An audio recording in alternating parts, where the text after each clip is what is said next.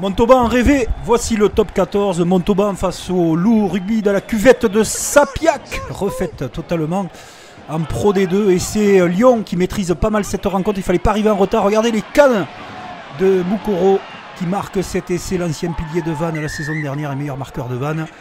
Il fait parler sa vitesse et sa puissance avant que le supersonique Vaille Nicolo sorte de sa boîte. Époustouflant dans les appuis, dans l'évitement. L'ancien Toulonnais fait parler ses qualités de vitesse et d'évitement pour un essai magnifique de Massy. Les Montalbanais sont ultra vaillants, proposent du combat, reviennent dans cette partie avec un essai de la part de Jackson qui marque. Mais regardez la contre-attaque derrière ce ruck des Lyonnais. Va être exceptionnelle cette action. Vaille Nicolo. Incroyable, incroyable Vaille Nicolo. Extraordinaire qui marque son essai. Il a été un détonateur d'exception pour Lyon dans cette partie. Montauban, vaillant au possible, avec des qualités notamment sur les extérieurs. On en reparlera des Montalbanais. Vici qui marque son second essai en 2 journées. Les Montauban chutent à domicile pour la première fois face à des Lyonnais très sérieux, impressionnants la semaine précédente face au Racing et qui sont à 2/2. Autre match, autre rencontre, l'Aviron Bayonnais devait confirmer sa belle victoire à l'USAP et ils ont eu une peine immense à dompter les Montpelliérains qui eux avaient chuté face à Toulon. Ce superbe mouvement suite à une erreur de Tibérien et une touche pour cet essai d'Engandébé en début de rencontre. Enfin, Bayonne se déchaîne. Grégory Pata vient de demander à ses joueurs de s'énerver. Makala, le serial marqueur.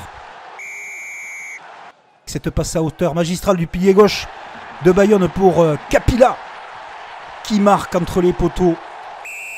Mais malheureusement, Bayonne va s'endormir en seconde période. Ils avaient très mal commencé le match. Ils le finissent en ayant très chaud. Cet essai de Christopher Tolofoua ramène à 23 partout.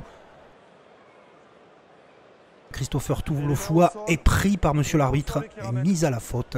Comme souvent, la parole à Joris Second pour les Bayonnais qui s'imposent d'un cheveu. Mais l'essentiel est là. 26-23. Bonus défensif ultra mérité pour Montpellier.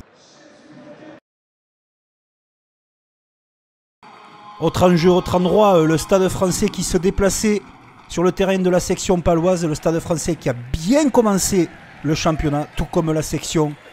Il va d'entrée de jeu prendre la mesure de ces Parisiens qui sont à 3 partout. Les avancées sont significatives. Ce premier essai de la part des Palois qui ne vont pas s'arrêter en si bon chemin. Essai de Robson.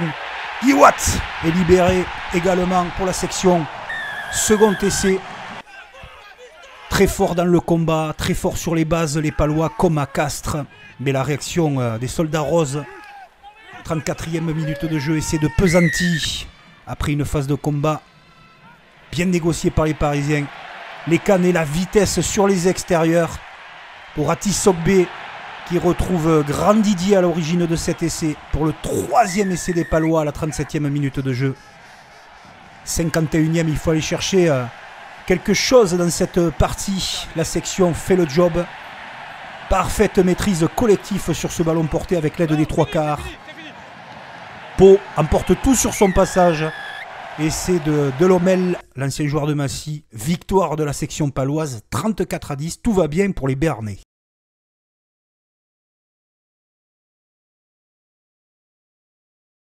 Et on continue notre championnat de top 14 avec La Rochelle et sa nouvelle tribune de 1800 personnes qui recevait cette équipe de Clermont. Les extérieurs toujours. Et on trouve la solution pour les Maritimes. En recherche de première victoire face aux Clermontois qui veulent aussi être dans la bataille, qui sont fait surprendre par les Toulousains à domicile. 13-8 pour La Rochelle à 43e. Clermont est bien dans le match. On va trouver ses passes sublimes pour arriver sur les extérieurs. Avec cet essai de Fall qui marque. Un premier essai pour Clermont. Un 13 partout. Jusqu'à l'heure de jeu. Clermont est dans la bataille. Et regardez Derrière ce ballon, il faut la jouer, a dit monsieur l'arbitre au demi de mêlée, qui tergiverse un petit peu, il se fait contrer, c'est casquette terrible pour le demi de mêlée de l'ASM Clermont-Auvergne. Et c'est validé par Astoy. On a un vilain geste, un carton orange, 20 minutes sur Grégory Aldrit et ça va faire la différence, 78e. Terrible pour les Clermontois. Nidiashvili qui marque 7 essais et ce n'est pas fini dans les derniers instants. Clermont va souffrir énormément, ça a été un tournant du match, ce carton orange. Le Garec qui fait exploser de Flandre pour 7 essais. La Rochelle s'impose face à Clermont qui n'a pas démérité jusqu'à l'heure de jeu mais qui s'incline une nouvelle fois.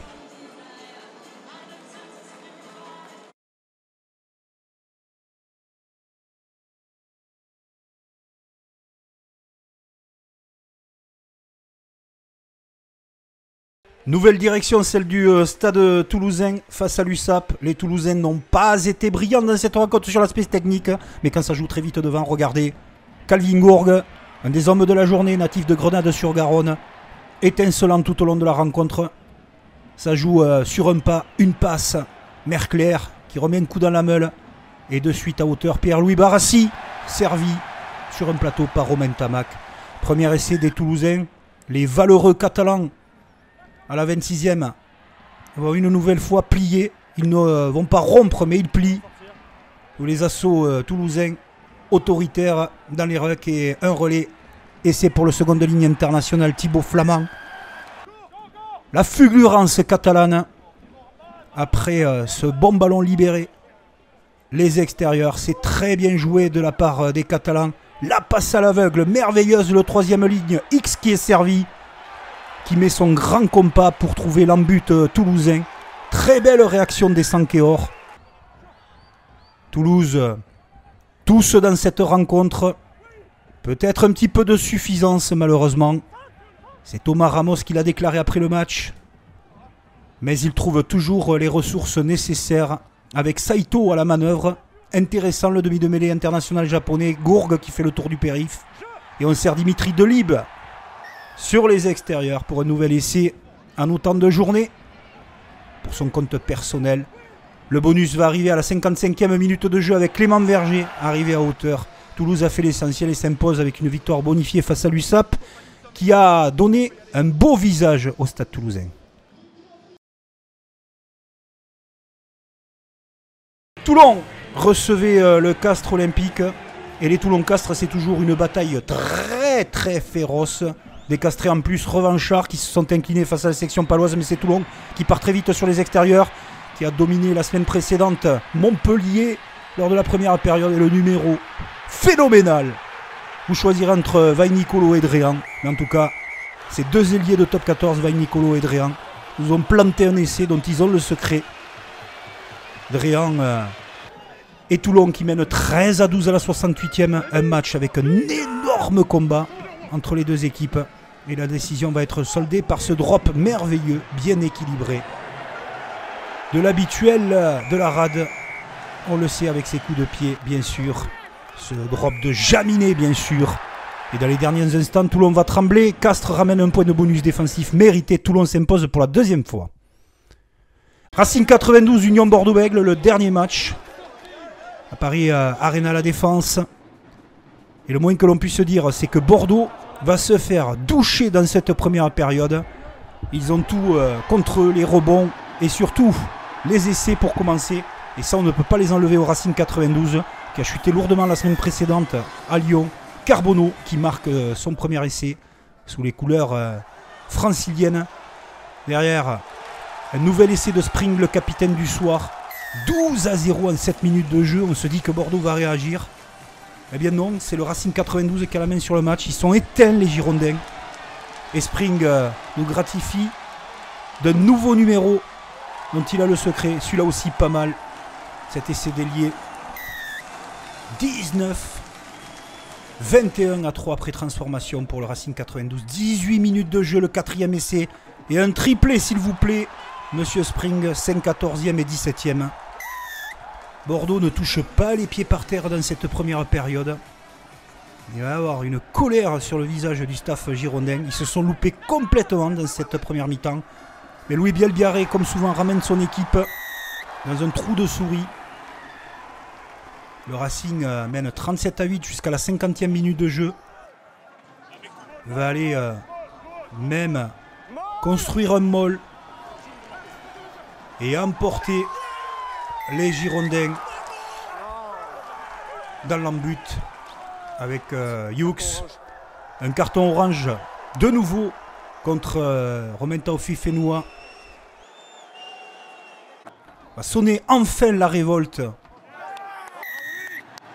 de la Motte des Girondins qui s'inclinent tout de même au Racing 92 avec un brillant Hugoson. Quant à Bordeaux, pas d'inquiétude, la réaction va arriver rapidement.